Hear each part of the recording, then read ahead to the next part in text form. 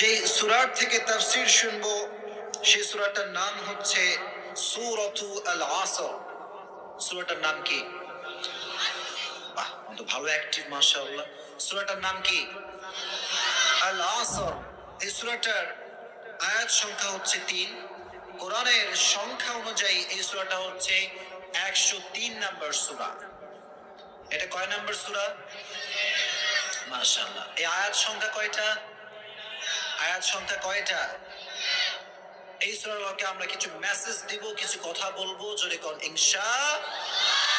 ওয়াল আসর ইন্নাল ইনসানা লাফি খুসর। ওয়াল আসর ইন্নাল ইনসানা লাফি খুসর। কোরআনের ভিতরে যতগুলো ছোট্ট সূরা আছে তার ভিতর থেকে একটা ছোট্ট সূরার নাম হচ্ছে সূরাতু আল আসর। সুবহানাল্লাহ।